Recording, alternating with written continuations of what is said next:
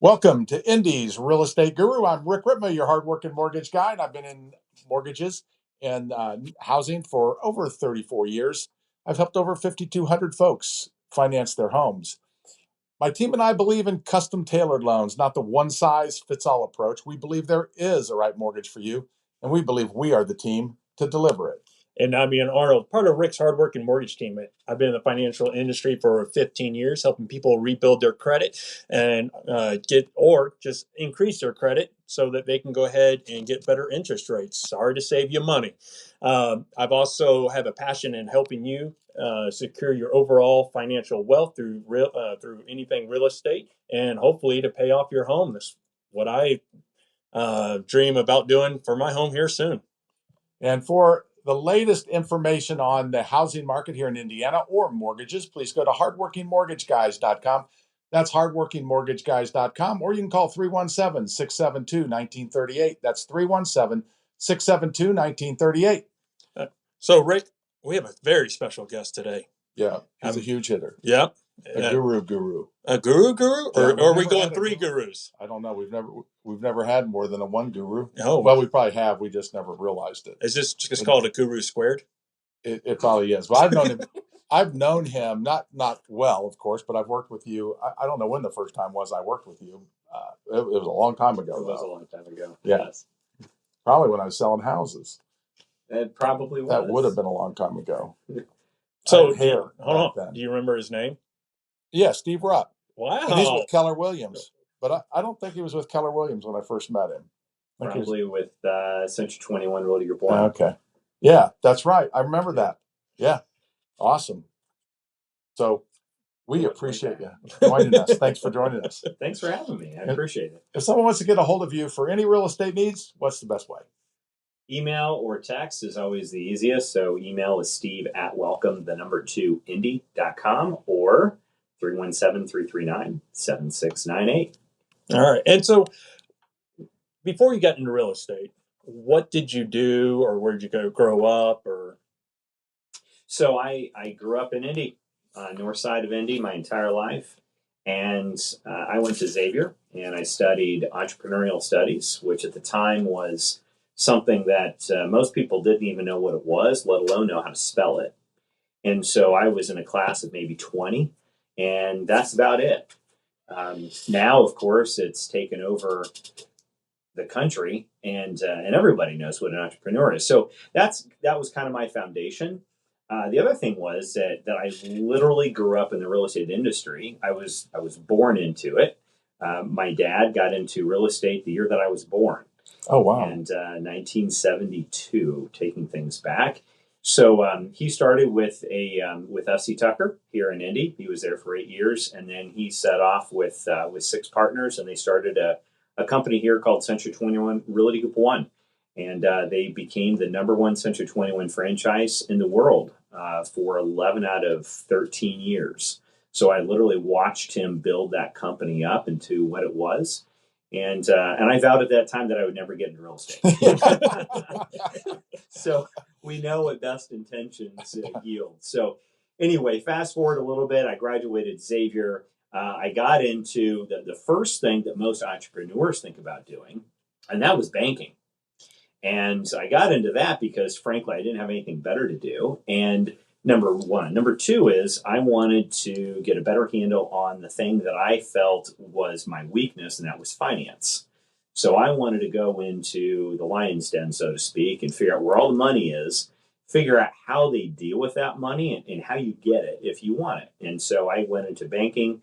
I was in a management training program. I was a branch manager, and then I ended up with a commercial cash management where I managed corporations' cash flow. Oh, wow. So I did that. Then I got into commercial kitchen equipment manufacturing rep with a buddy of mine. That was short-lived, and then I ended up with a marketing company where we did promotional advertising and promotional products. So like the logos on your shirts, we would do that as it's called Trinkets and Trash. Did that for about a year. Decided I didn't want to keep doing a bunch of small little stuff. I wanted to do more big stuff. And then that's when my dad had said, why don't you at least finally try real estate, and I think you'd be good at it. And so I did, and here I am 24 years later. He was right. Your dad was My right. dad usually is right. You wanted It's to funny hit how that? it happens. And so yeah, so he did. So we. I was very fortunate because we worked together as a team for about 5 years. He mentored me, and I soaked up everything I could. And then he, quote unquote, retired. He had a soft retirement, and then I took over, and then I built the team to what it is today. Now, is his name Steve also? His name is Jack. Jack. Just wondered. Just Jack Rupp. okay. I'm not a junior. No. Yeah. Go ahead. So when you got into it, what did it seem like pretty big shoes to fill you because your dad was so good? Did it? Yeah, it was. But I mean, to be honest with you, with the kind of reputation, everybody knew my dad. On the north side, everybody knew my dad. And so I had some pretty long coattails to ride on for a while. And it was, for me, it was nice because I didn't have to work with a reputation. I already had one. And my dad had and still has a stellar reputation. There's not a person I've met in my life who didn't think the world of him. And so for me, it was nice to be able to have that. I didn't have to prove myself to a lot of people. They said, well, if you're anywhere half as good as your father, you're going to be good in this business. And that was a really nice compliment to be able to say. The other thing is I grew up with a lot of our clients. So we don't really do much advertising, to be honest with you. We just love on our clients. And so we've grown our database organically mostly. And most of the people that he was working with were like longtime friends, and they literally watched me grow up. So there wasn't a whole lot of proving of myself with them either. They'd seen me for 30 years, and they knew that my dad and I had a lot of similarities in character, and as well as in knowledge and passion about the real estate industry. So it helped. It made my job a lot easier than a traditional new agent coming into the business starting from scratch. Yeah, you already had a tremendous mentor. Absolutely. And you were smart enough to listen to your mentor, which is a lot harder when it's your father, I found out. It sure can be. It sure can be. The older you get, the smarter your parents become, Yes, right? yes. And maybe that helped you not to get into real estate right away. You had time to age a little bit before you got in. That's right. So, yeah. It does help. It does. And, honestly, I am glad that I didn't get in right into real estate. I'm glad that I cut my teeth in some other industries, without even thinking, really knowing what I was going to do. Think about it. I had the perfect foundation for real estate, and it wasn't planned. I'm not that smart. But when you look at it, entrepreneurial background, my formal education, and then finance, sales, and marketing. Right. Exactly. There's nothing that's better foundation for real estate. So I didn't plan it. It just happened that way. And then, of course, having a really good mentor to help me get started was really nice, and then turn the business over and then let me maximize it into what it is today. But he made you learn first. He didn't just turn it over. You worked with him for 5 years. I did a lot of grunt work too. Yes. Plus, I don't know. We haven't talked to any agent who grew up in the industry where their parents were a real estate agent, whereas little kids, they didn't work in the real estate industry. They may not have been official real estate agents, but I bet you remember when there were no keys at the house, or there were no key boxes. You had to go pick them up, and you remember all that. I'll bet you. I do. I remember my dad having to drive all over the city to go pick up keys because there were no lock boxes at the time, and you could only show 3 houses at a time because there just wasn't time to pick up the keys, show the house, drop the keys back off to the office, and so forth. A funny story is that I remember when my dad was working at, he did a lot at a retirement facility here in Indy. And he was, the resident had unfortunately just passed. So he was working on getting the house ready to put it on the market. And there was a Mercedes in the garage.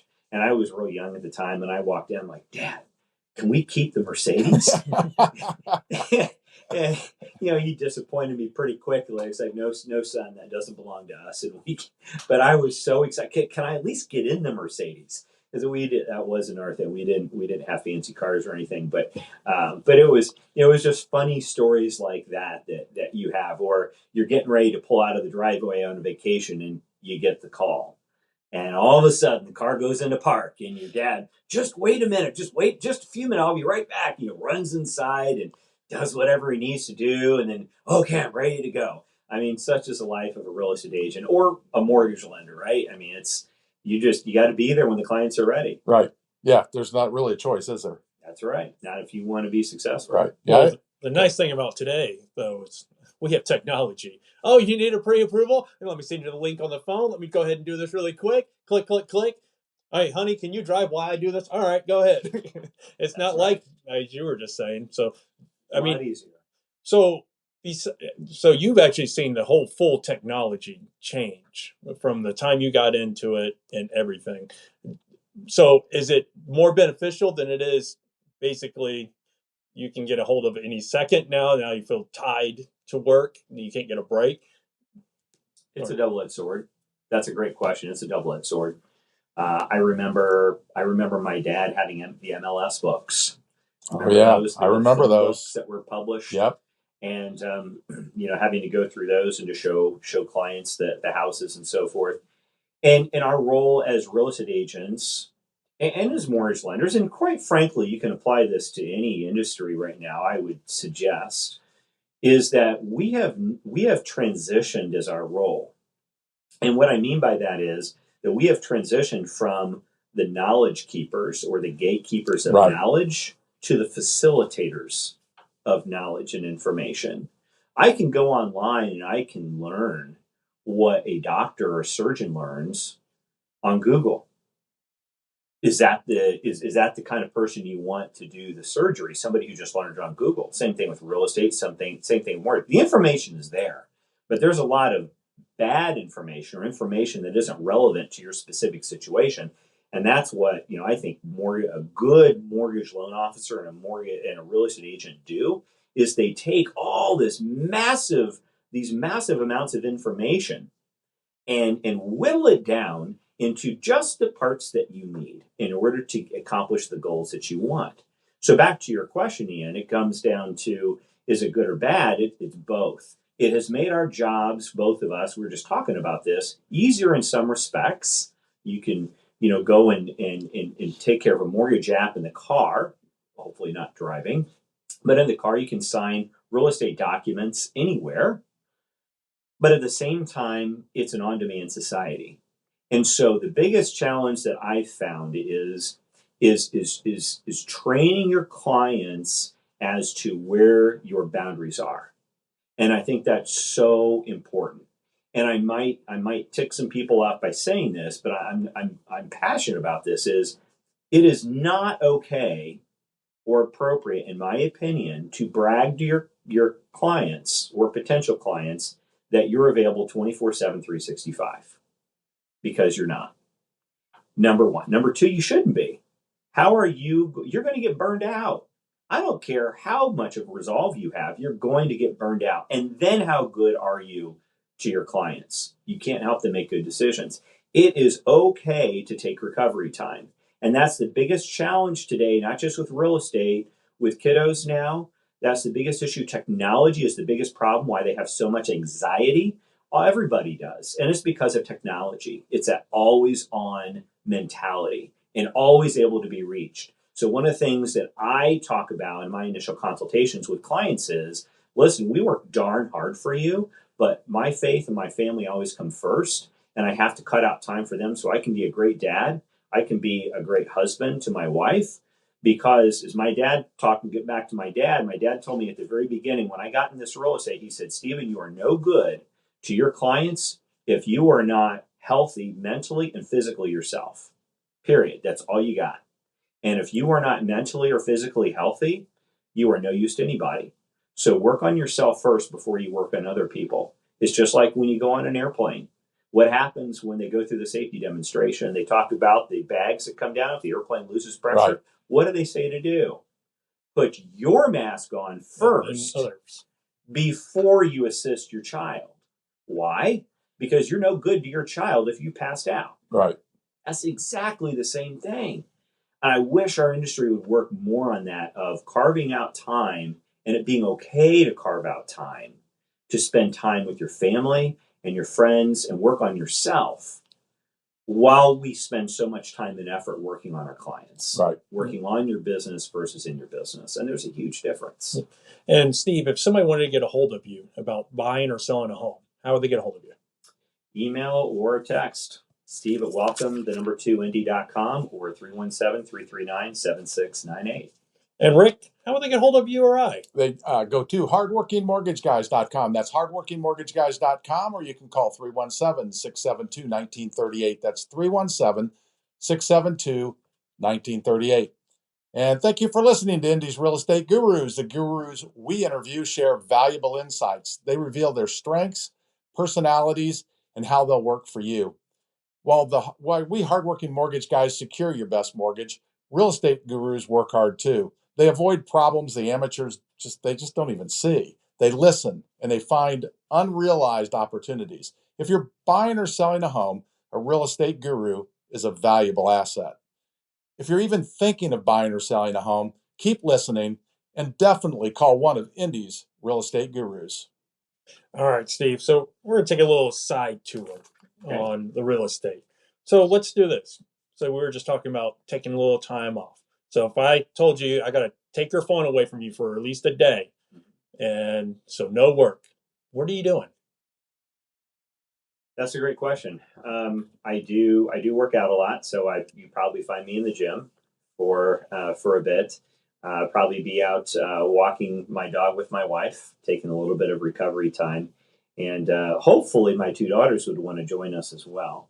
If I could take a little bit more time off, we'd be on a plane over to Europe. So we love traveling, especially over to Germany, Italy, Austria, Switzerland, France. Those are our favorite places to go.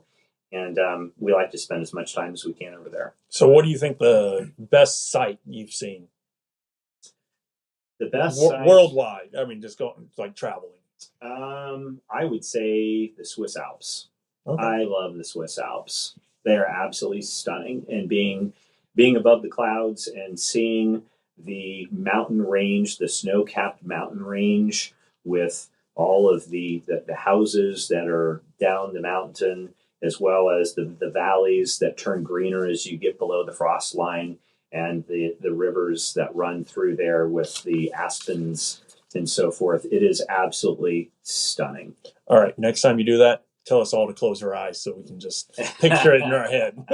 Well, my answer would be different. I'd be looking for my phone. I want to know where my phone went.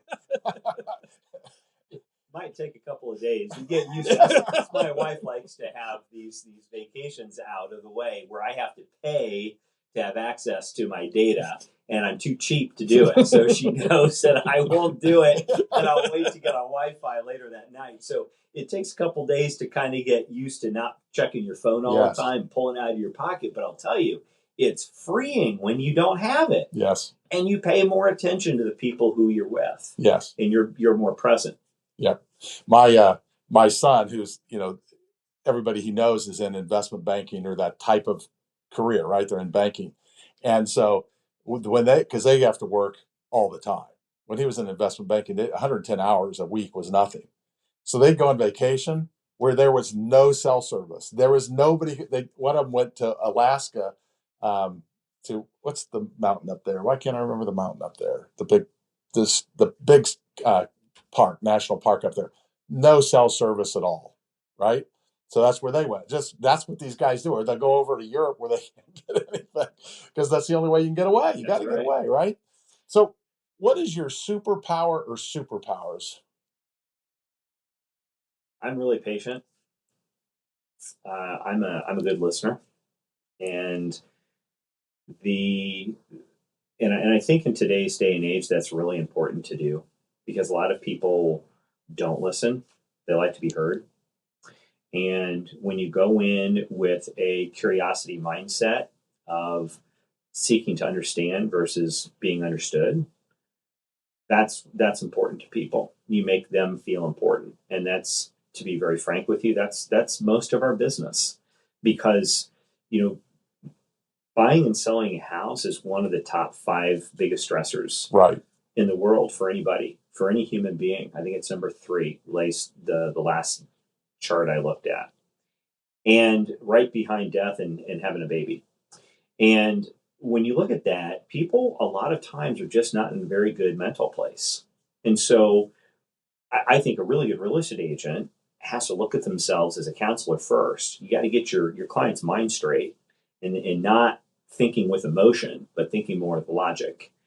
That's the most important thing. That's when you're going to be making better decisions and decisions that are likely going to yield you a better result, whether that's money, a faster sale, whatever the case, smoother experience.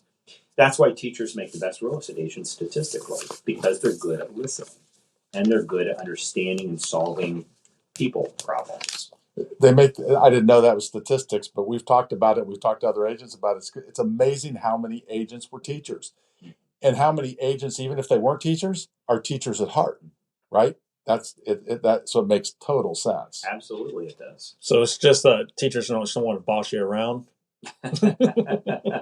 Some of them like to do that too, and that's fair. Yeah. But the good ones are definitely the teachers at heart. And you have a lot of agents who, let's face it, in this industry, you have a lot of proprietary information. But to be very frank with you, a lot of agents are willing to share.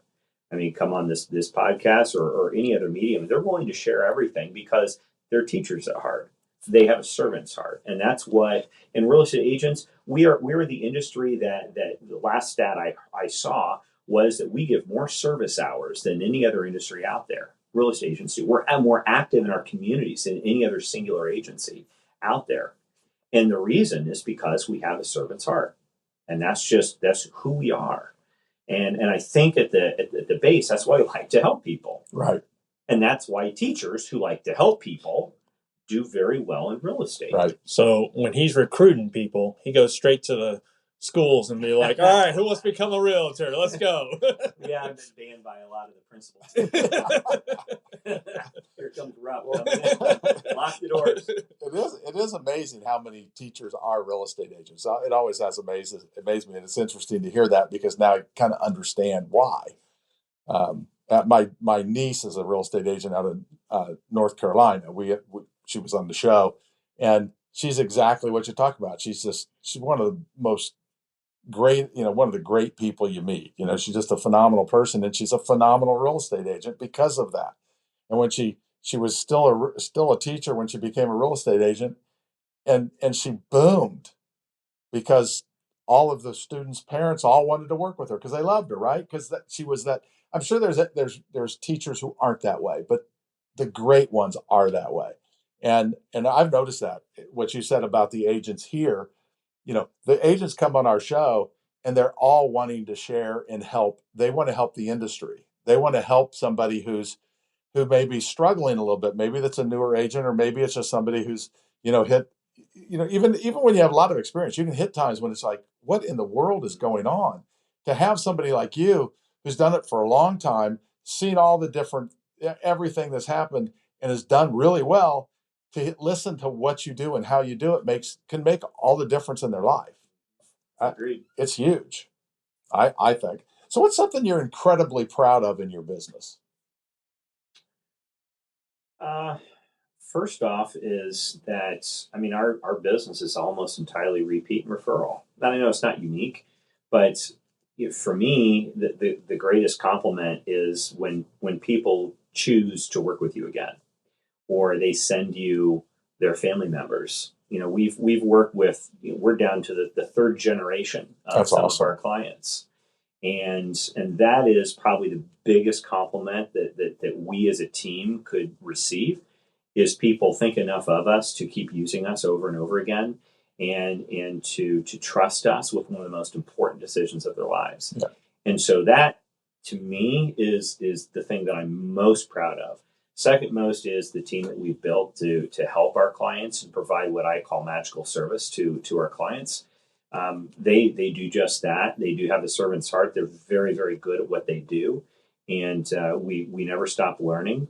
And that's something that I think is incredibly important in today's day and age. Is there's always new information out there. There's always something to learn. Always something you can share that's going to better help your clients. And at the end of the day, that's really what we try to do. So tell us about your team. So we've got a small team, small but mighty. So, so I'm the team lead as well as the listing specialist. So I still am a producing agent. And then Thea Snelly is our senior buyer specialist.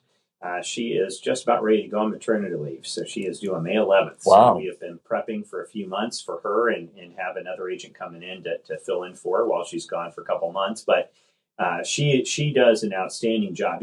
In this business, there in my opinion, there's two different types of people that are in sales. You have hunters, you have gatherers.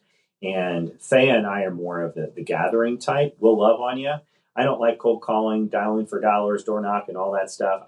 I don't do that. I'd rather love on you to death and stay in contact with you over the years and show you that I care about you instead of trying to find new business all the time. And Thea's the same way. So once we got you, and we're going to love on you and show you why people continue to come back to us.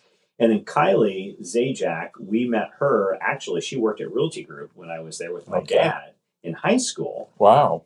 And then she came on board about 8 years with us. Thea's been with us for 4 years. Kylie's been for 8 years, and she handles all the paperwork, all the reports, all the back end stuff. She's the one, as I say, I'm the promise maker. Kylie's a promise keeper. And she does a really good job at keeping promises. And then lastly, we have a virtual assistant. His name is Mark. He's in the Philippines, and he handles all of our social media, website, a lot of reports for Kylie. He does all of her video editing, all that stuff, which has been great not having to deal with that. And then he can take care of all that off of our plate so that we can focus on what we're best at, is being in front of clients. Right. Yeah. And that's really what we have to be there in front of the client and helping the client.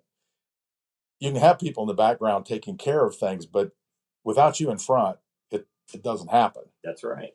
And I'm passionate that everyone on our team who's client facing or interacts with clients, so Mark would be an exception, must be licensed.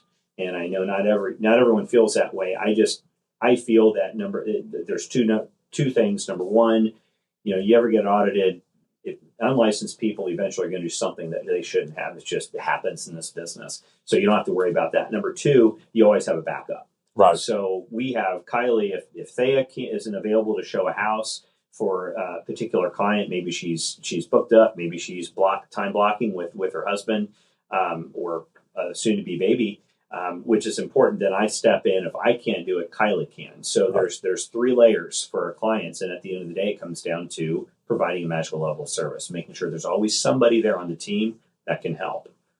That is awesome. So if somebody wants to work with you or your team, how will they get a hold of you? Email or text is the best way. So Steve at welcome2indy.com or 317-339-7698. And Rick, let's try this. How will they get a hold of you or I? Well, to get a hold of either one of us, they can go to hardworkingmortgageguys.com. That's hardworkingmortgageguys.com. All of our contact information is there.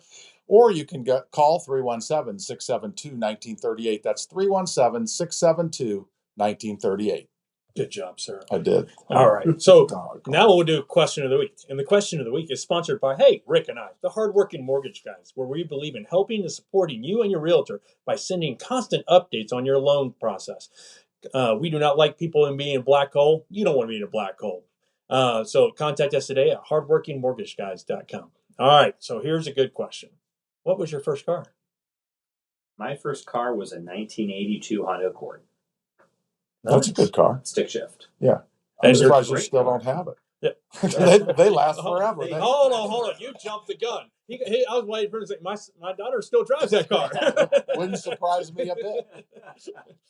Nope, 82 followed by an 86 Honda Accord. Those were great cars, and my sister and I both used them. She went to Xavier as well, and so we both were able to share the car down at Xavier. So, yeah, I love those cars. Yeah. Yeah, I don't know what year mine was, but probably around an 86, 87. My wife and I had one, and it lasted forever. I mean, we gave it away to my sister-in-law, and she drove it for a long time. Yes. It was just those are great cars. Now, I know you're a car guy, so tell us about your favorite car that you've ever had. It's the one I have now. I knew it was going to be. So yeah, I drive a BMW X7 M50i. So that's the performance version for the X7, And so I had to balance the fun go fast car with the needs of a family and the 3 row seats that my wife required me to get, and this was the best option. Yeah. And I know you did something really special with BMW. So tell us about that experience that you had. Oh, right. So last year, I did 2. So BMW has a couple of, actually 3 now, performance driving centers. So one on the West Coast, one on the East Coast, and then actually just opened up last summer right here at the Indianapolis Motor Speedway. So if you wanted to do this, you could do it right here in Indy if you're local. But I went out to Greer, South Carolina, to the Performance Driving Center and took a 2-day M School class, which is their go fast cars. And you have about 13 hours behind the wheel with private or professional driving instructors around the race car track. And they teach you how to race and all the different elements that you need to learn about with skid pad or braking or steering or racing, and how to go into turns and come out and all that good stuff. So that was the first. And then I took my daughter to a teen driving school there later that summer, and she learned defensive driving, which was an amazing experience. And as we talked before the show got started, she put that to good use within 2 months of taking the class, and successfully navigated a pretty bad hydroplaning incident on Keystone. 4 cars behind her all spun out, and she remembered what she learned, and she was able to keep the car going straight and got home safely. So money well spent, Yeah. in my opinion. That's awesome. So I do have to ask, so when you got done with that class and you came back here, was it tough to go the normal speed limit, or? It was when you have a wife who is sitting right next to you the whole time, reminding you, now, Stephen, you're not on the racetrack anymore. You need to slow down a little bit going through these roundabouts. This is not a skid pad anymore. Yeah, that was hard. Wives are good at that. They are. They are. Yeah. Yeah. Did you find it interesting how close you can get to a corner before you have to hit the brakes? Well, if you're racing, you know you got to wait till the very last second, and then you slam those brakes on, and then you execute your turn. And it's close. It is very close, and if you're not used to that, you get reminded real fast that you can't just gradually put those brakes on, because you have your instructor screaming in your ear, "You're not on the streets anymore, Steve. You're on a race car track. Act like it." Exactly the opposite of your wife. You're not on the racetrack anymore. Not on the racetrack. No. I wonder if did she go to a class on how to communicate with you in the car once you're done? No, but I think they do have a private class for all the spouses that they're sitting in while we're on the racetrack. Yeah, that's funny. So what would you, and you probably have tons of them, what would you consider one of your most memorable deals? That's a great question. I would say probably the thing that most people would go to, if I had to guess, is a first-time home buyer. The first-time home buyers are, and I won't go to one specific one, because for the most part, most of them are like this. The excitement that they have from the beginning to the end of the process is contagious. And we've all been doing this for a very long time, decades. And anyone who does anything for an extremely long period of time, you lose some of that passion. It's just natural. I don't care how much you love it. You're going to lose some of the excitement as you get into it. And to be frank with you, that's part of that's part of the powers that we have, is we can distance ourselves and separate ourselves and not let our emotions get involved in it. But with first-time home buyers, it's so fun to feed off the emotion that they have and how excited they are to own their first home. And a lot of them, first-time home buyers, they're buying homes later than ever before. The average is 36, 37, 38 years old now. It was 33. It was 33. But they're waiting longer and longer, which means they have waited for so long to buy their first home, and they are just so excited to be able to do this. How can you not get excited to be the person to hand those keys for the first time to that home buyer who accomplished a dream that they've had maybe for decades? Right. This is their "I've arrived" moment. And for you to be such an important part of it, whether it's real estate, their mortgage loan officer who's been a part of that, who helped them get to that point, how can you not be so proud, so excited, and so happy for them that you were such an important part of this monumental decision and moment for them that they will never forget, ever, in their entire life. And their family is also likely extremely happy for them.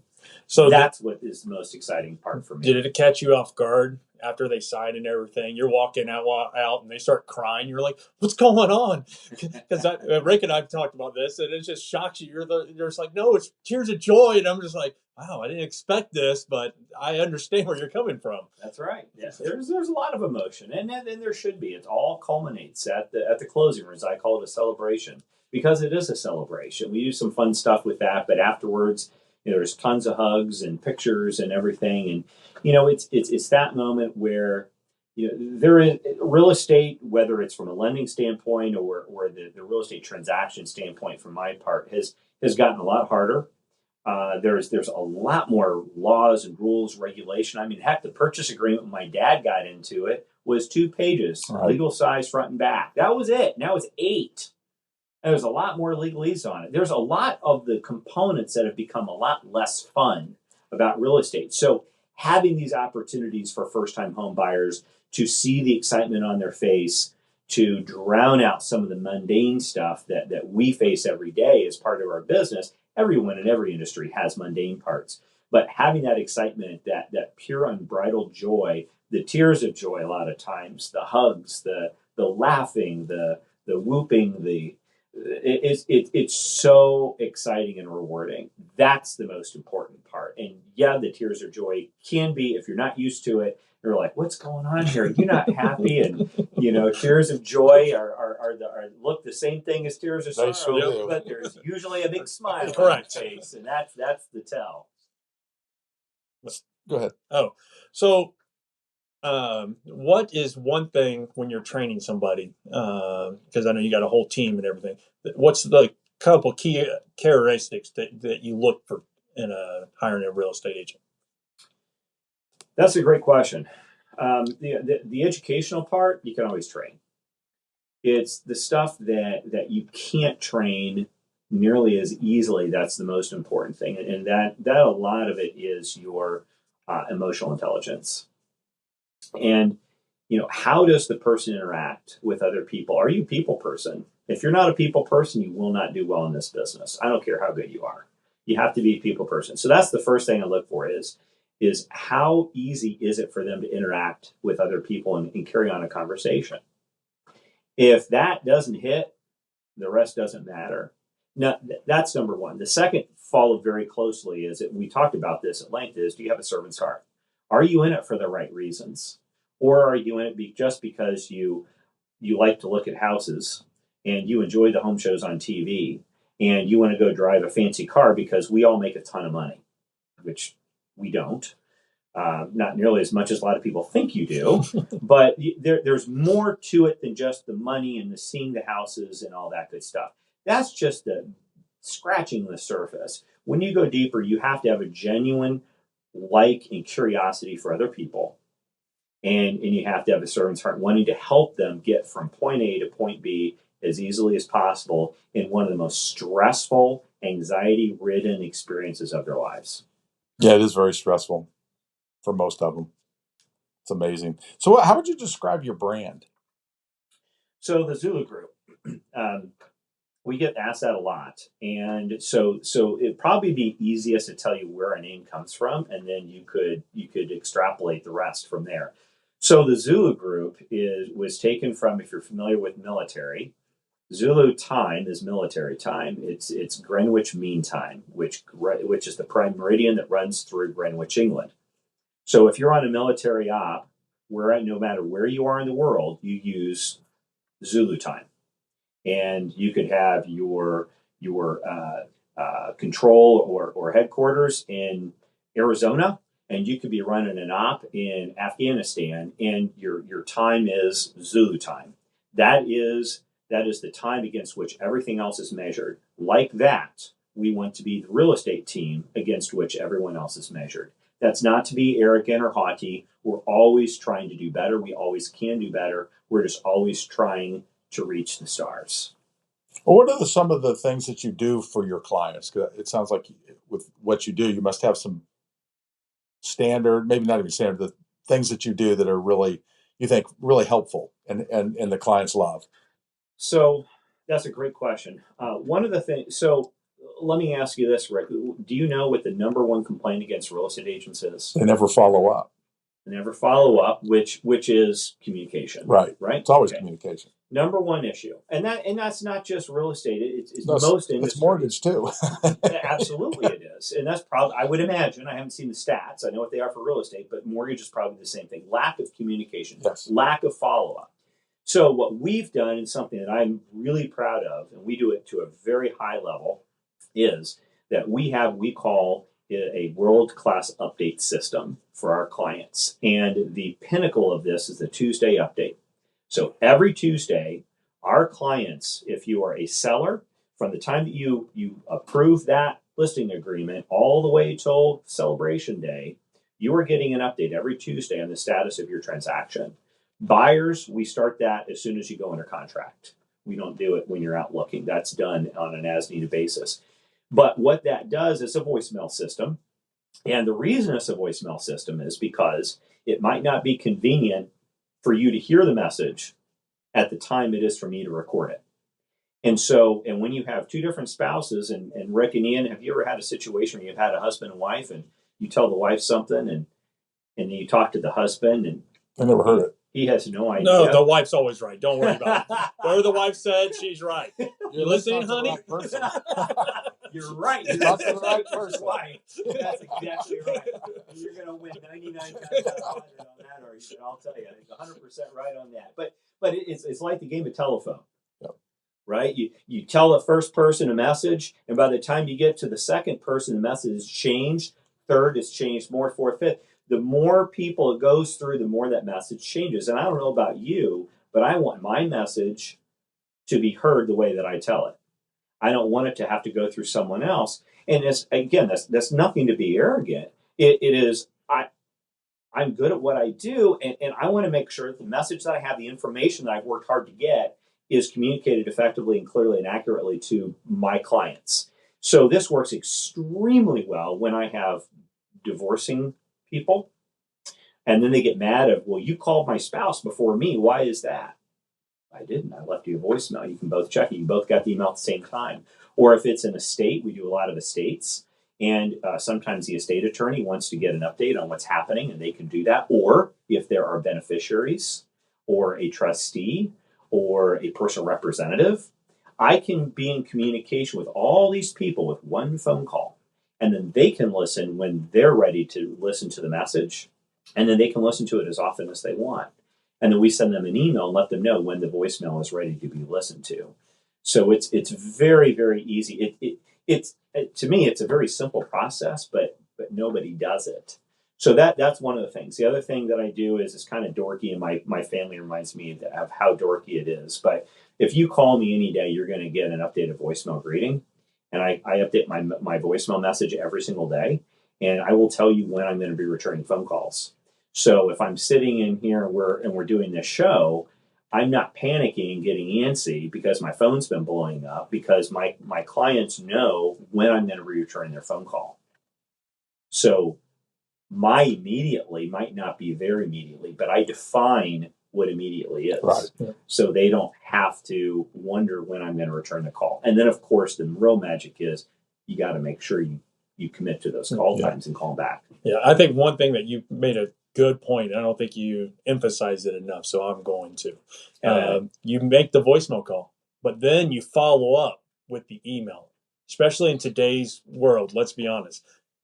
Most people don't check their voicemails. But if you got an email that goes, hey, I just left you a voicemail, then they're going to be, oh, I need to go listen to that. Mm-hmm. Because, I mean, how often we get, oh, mailbox is full.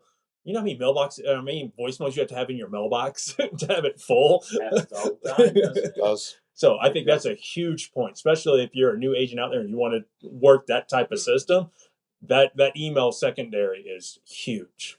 The other thing is, and this all revolves around one central point: is communication. Yes. So it's setting expectations right up front.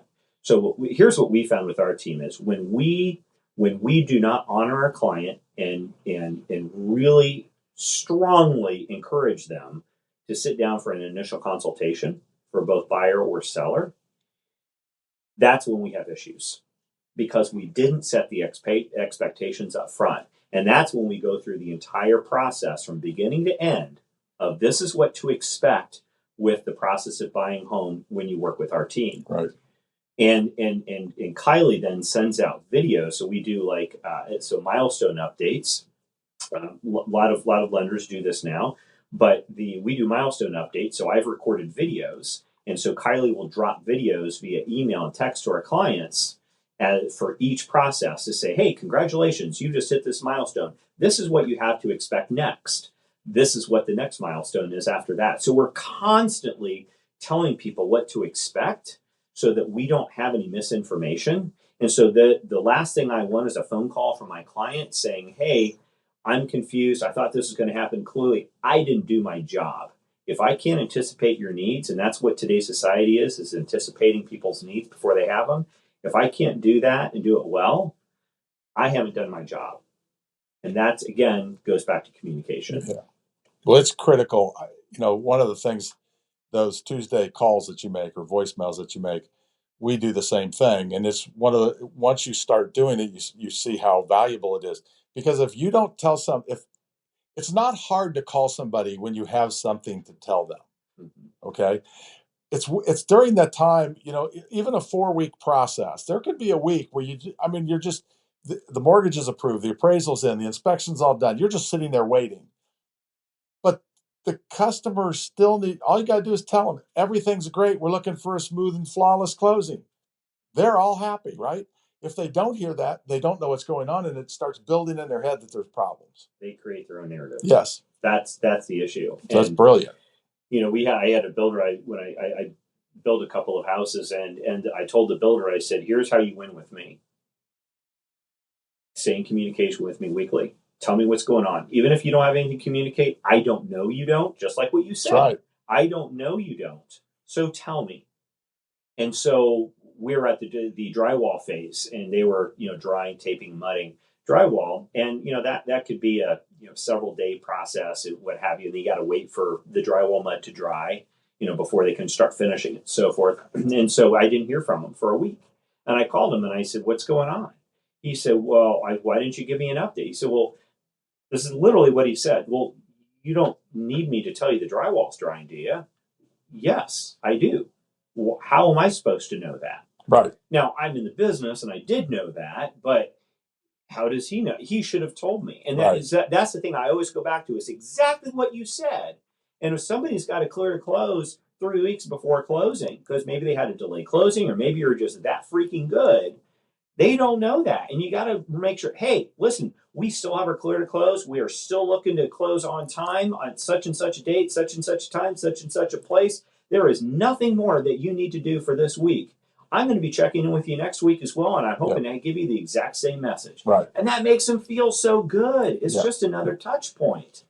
And it should be an opportunity for us as their team, real estate team, to stay in touch with them, to let them know what's happening. I've only had one person in my entire 23-year plus career who has told me that I overcommunicated.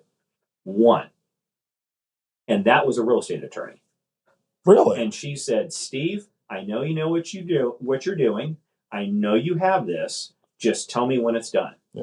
And that's her personality. Absolutely it is. And I took that as a compliment. Yes. But in the 50 years going from my dad to me, not once have we had someone complain because we did not have enough communication. Right. Not one time. Working with thousands and thousands of clients. And I consider that to be a huge compliment. Yeah, that's what I'm very proud of. Yeah. Because that's not what a lot of other people can say. Yes. And we work really hard at that. Yeah. All right. So, Steve, one last time, if somebody wanted to get a hold of you or your team, how would they do that? Shoot me an email at steve@welcome2indy.com or call me or text me 317-339-7698. All right. And Rick, how will they get a hold of you or I? To get a hold of Ian or I, go to hardworkingmortgageguys.com. That's hardworkingmortgageguys.com, or you can call 317-672-1938. That's 317-672-1938.